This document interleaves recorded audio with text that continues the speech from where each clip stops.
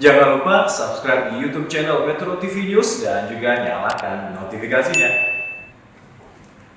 Pemirsa, pemerintah terus menggenjot daya beli masyarakat di masa pandemi COVID-19 dengan berbagai bantuan dan subsidi. Apakah upaya pemerintah cukup kuat untuk menjaga ekonomi tumbuh hingga Desember 2020? Dan untuk membahasnya kami mengundang Sekretaris Komite Penanganan COVID-19 Raden Pardede dan Direktur KOR Indonesia Peter Abdullah. Selamat pagi Pak Peter dan Pak Raden. Selamat pagi Mbak. Selamat pagi. Ya, saya ingin ke Pak Raden terlebih dahulu. Pak Raden, ini kita ketahui ada 4 program prioritas untuk pemulihan ekonomi nasional begitu ya.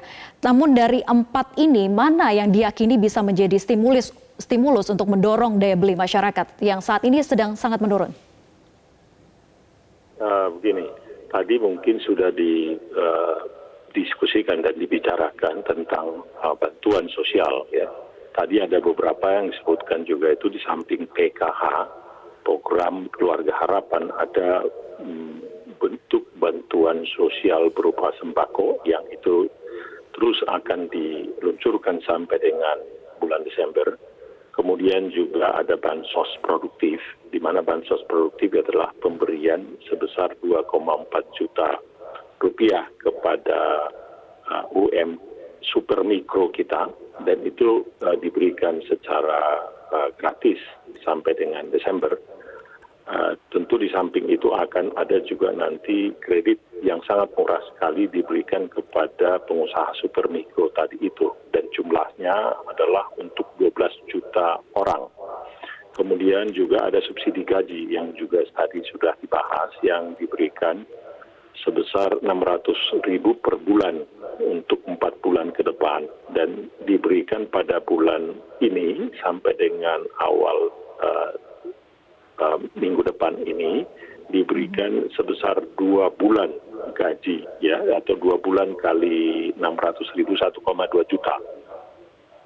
Kemudian juga ada tentu program kartu pekerja juga seperti itu diberikan selama 4 bulan, dan itu diberikan 600.000 per bulan. Harapan kita adalah bahwa kelompok yang paling terkena, yang jumlahnya ini kalau dijumlahkan dengan rumah tangga ini sudah mencakup lebih dari 100 juta orang, akan mendapatkan bantuan sosial ini. Dan ini biasanya kalau yang kelompok yang membutuhkan ini, yang kelompok di bawah, kalau ada tambahan dana seperti ini yang diberikan dalam bentuk tunai ke rekeningnya, maka itu akan langsung mereka belanjakan. Dan itulah yang kita sebutkan, dia akan meningkat daya beli mereka karena akan mereka belanjakan untuk bahan-bahan esensial, bahan-bahan kebutuhan. Dan itulah yang akan berpengaruh nanti terhadap belanja barang konsumsi utamanya. Dan itu yang kita harapkan akan memberikan nanti pembelian barang ini, itu akan menggerakkan ekonomi kita. Tapi di samping ini yang tidak kalah pentingnya adalah bagaimana kita meyakinkan kelompok menengah atas ini, di mana kelompok menengah atas sekali ini kita tidak perlu berikan bantuan sebetulnya secara tunai.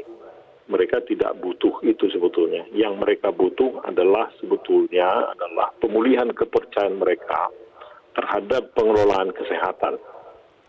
Dengan ada kepercayaan terhadap pengelolaan kesehatan ini, maka mereka juga akan melakukan belanja dan bahkan berinvestasi. Dan beliau-beliau inilah sekarang yang belum melakukan belanja. Mereka masih menabung.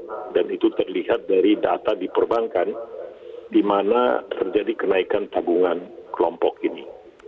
Inilah yang dua program besar ini, sekaligus kesehatan dan bantuan sosial ini, itulah yang akan menggerakkan belanja barang dan belanja modal, dan itulah menjadi sumber pemulihan ekonomi kita untuk dalam jangka waktu singkat.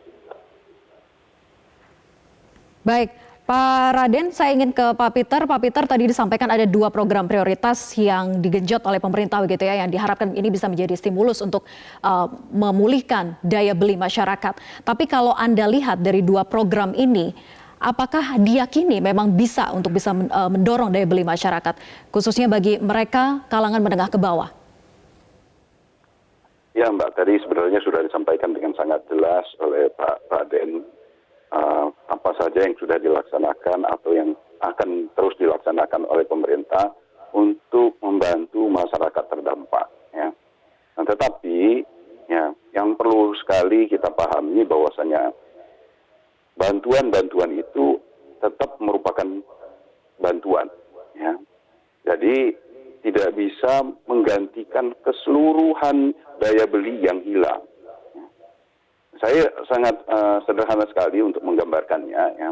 Misalkan masyarakat itu kehilangan penghasilan 4 juta per bulan, kalau dia terkena PHK dengan UMR 4 juta misalnya, dia kehilangan penghasilan 4 juta rupiah. Kalau kemudian dia mendapatkan bantuan sebesar 600.000 sebulan untuk 4 bulan ke depan, berarti dia mendapatkan 2,4 juta. Ya. 600.000 per bulan itu kan hanya membantu, ya, tidak bisa menggantikan keseluruhan penghasilannya yang 4 juta per bulan. Ya. Jadi saya kira kita perlu memahami apa yang dijelaskan oleh Pak Raden tadi, memang bantuan ini sangat dibutuhkan. Makanya disebutkan oleh Pak Raden tadi, bantuan ini begitu diterima akan digunakannya untuk belanja.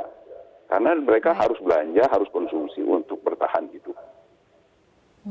Jadi menurut Anda dari segi jumlahnya masih kurang atau memang harus penerimanya yang justru diperluas? Selain memang itu idealnya ya diberikan ya lebih besar dan diperluas idealnya. Tetapi kita tahu bahwa itu nanti ada konsekuensinya di beban pemerintah, beban negara ya. Nanti akan menjadi beban APBN. Jadi ini yang saya kira yang perlu benar-benar juga kita perhatikan apa yang disampaikan oleh Pak Raden yang nomor kedua tadi, ya, yaitu bahwasanya sekarang ini konsumsi kita menurun itu ya tidak hanya dikarenakan penurunan daya beli di level bawah, tetapi juga adalah kelompok menengah atas itu menahan konsumsi, ya, dan dua-duanya ini baik itu di kelompok menengah bawah maupun kelompok atas itu menurun konsumsi disebabkan oleh wabah. Ya. Jadi kita sebenarnya yang harus perlu benar kita pahami, bantuan ini sifatnya untuk sementara sambil kita menyelesaikan wabahnya. Baik.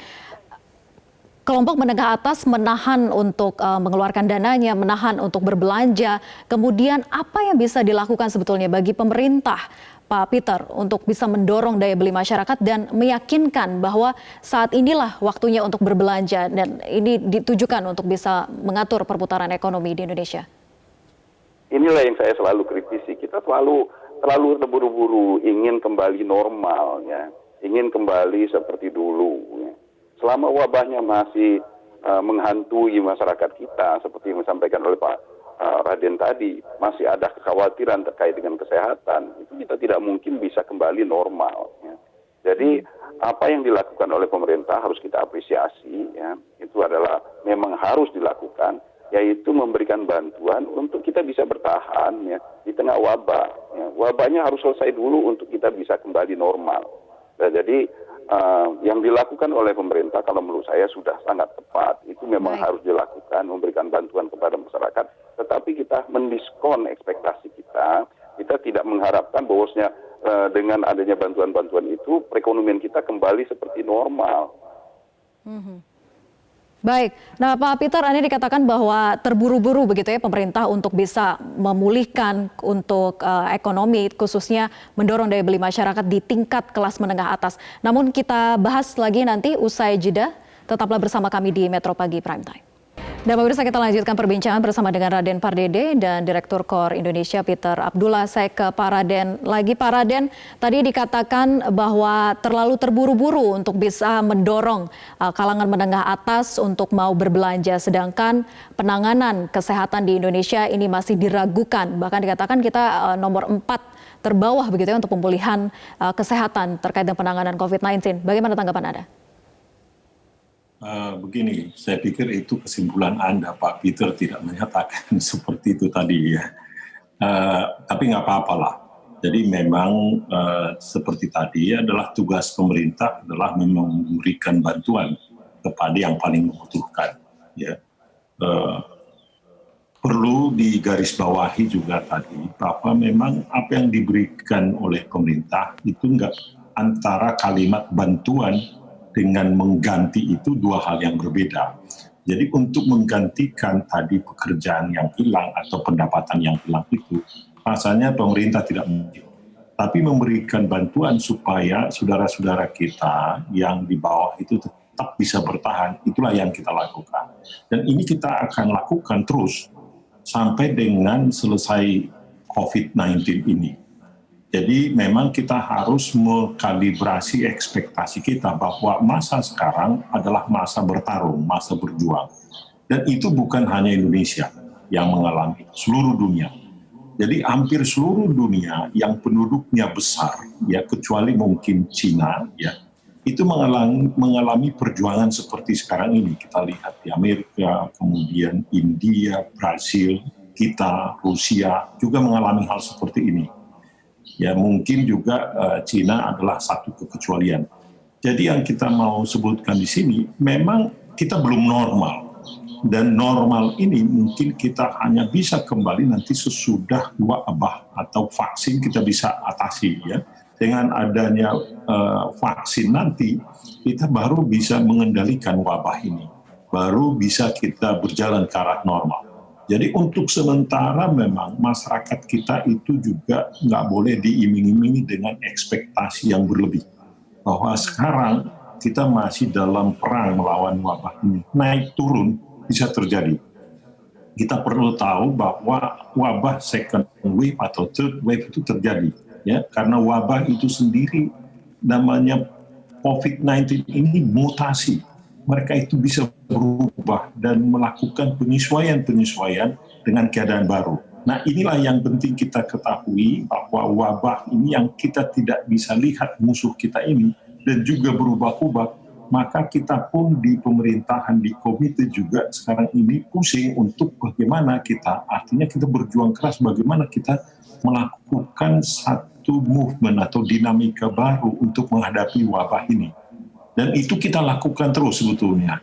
Jadi memang sekarang masa berjuang, kita kalibrasi ekspektasi dan kita belum normal, tapi kita juga harus punya harapan bahwa kita nanti dalam 1 tahun ke depan, kita harus mampu ya berdiri tegak kembali untuk kita bisa kembali ke level yang sebelum krisis ini. Tapi sekarang sampai 1 tahun ini, memang masa yang berat buat kita harus akui itu. Dan kita harus melakukan itu secara bersama-sama, bergotong royong.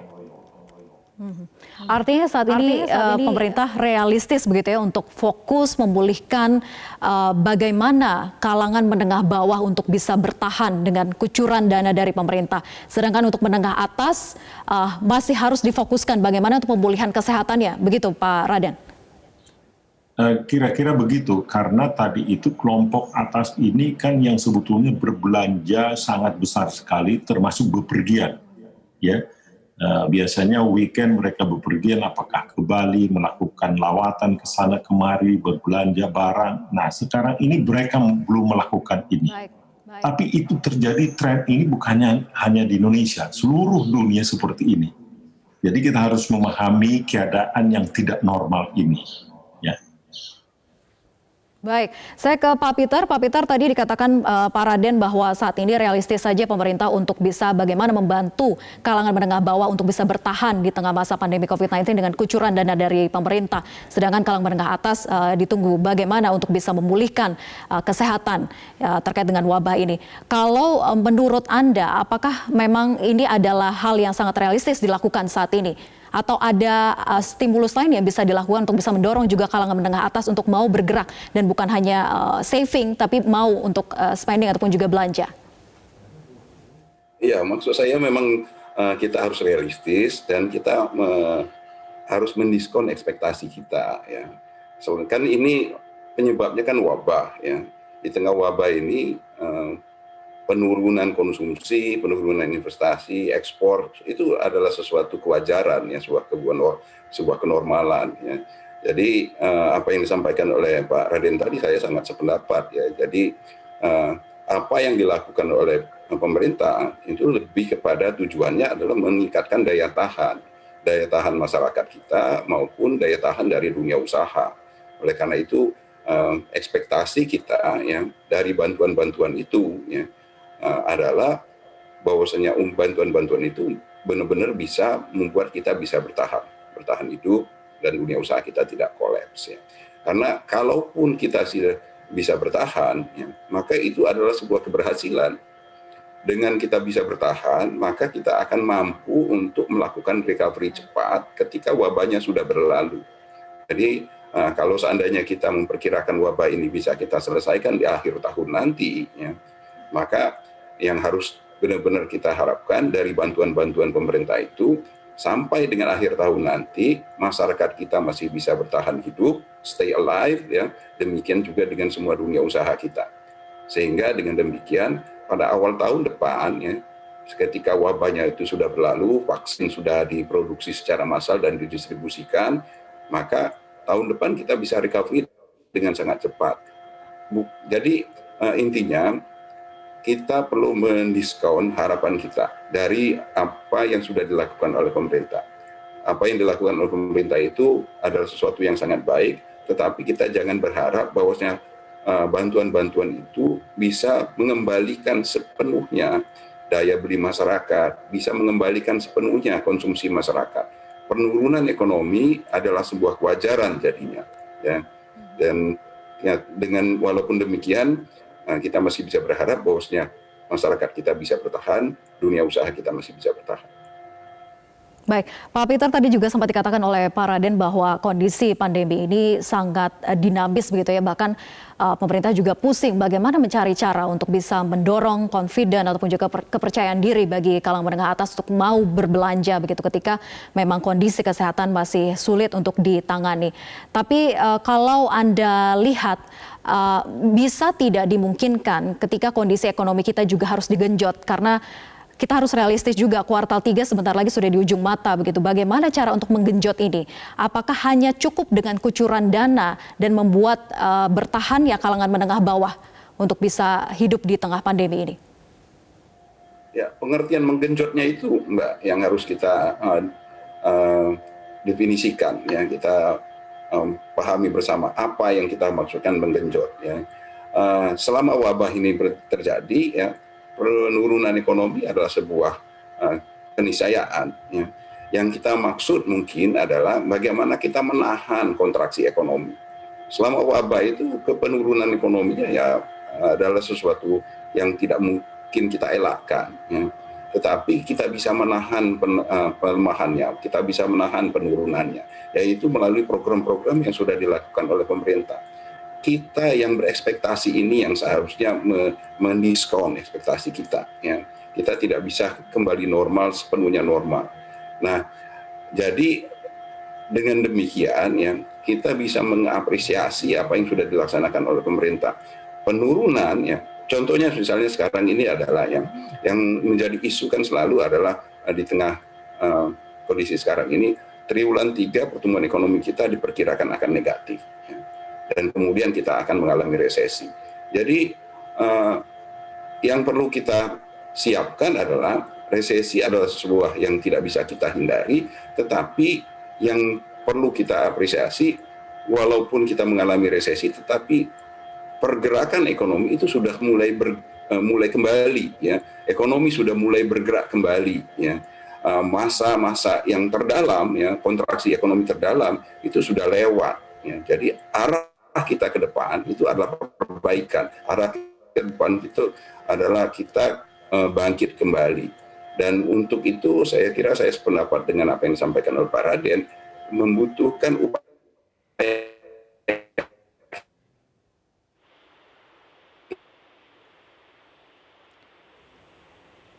Baik, maaf terputus, kita ke Pak Raden. Pak Raden, silakan menanggapi pernyataan dari Pak Peter tadi bahwa dikatakan saat ini memang kita semua sudah perlu mempersiapkan diri untuk menghadapi resesi karena kuartal 3 sudah akan ada di depan mata. Kemudian tapi di sisi lain juga patut diapresiasi bahwa pergerakan ekonomi juga sudah mulai terlihat. Lalu apa yang kemudian menjadi fokus saat ini betul-betul dikejar oleh pemerintah? Fokus yang pertama dikejar pemerintah sekarang, di samping yang tadi kami sudah sebutkan mengenai pemberian bantuan sosial ini adalah tentu kesehatan ini. Masalah kesehatan ini bagaimana kita mendapatkan vaksin seperti yang kami sebutkan tadi, bagaimana kita strateginya nanti mendistribusikan ini kepada yang paling membutuhkan lagi nanti, apakah kita kasih gratis ke semuanya atau hanya yang sebagian besar yang BPJS kita kasihkan gratis, bagaimana menyuntikkan itu menjadi sangat penting sekali. Itu yang pertama kita siapkan sekarang ini, ya di samping bansos yang tadi itu. Yang kedua adalah bahwa kita juga sekarang mencari apalagi yang kita bisa lakukan untuk menggenjot ekonomi kita. Sekarang bahkan kita lakukan pendekatan, bukan hanya pendekatan sektoral, tetapi juga pendekatan ke daerah-daerah, pemda-pemda yang mungkin bisa melakukan inisiatif dan bila perlu mereka bisa meminta pinjaman dari pemerintah pusat. Itu pun sekarang kita usahakan. Jadi semuanya harus bersama-sama ini, Mbak.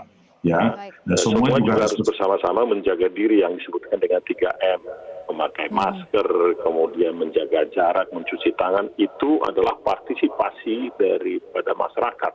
Semua harus ikut berpartisipasi dan boleh dikatakan juga kalau boleh saling tolong-menolong. Kita menolong saudara-saudara kita yang lebih membutuhkan. Itu yang kita lakukan sekarang, Mbak. Baik, terima kasih Pak Raden, Sekretaris Komite Penanganan COVID-19 dan juga Direktur KOR Indonesia Peter Abdullah sudah bergabung bersama kami di Metro Pagi Prime Time. Kita harapkan semoga semua program prioritas pemerintah dalam pemulihan ekonomi nasional ini bisa efektif untuk bisa menggenjot daya beli masyarakat.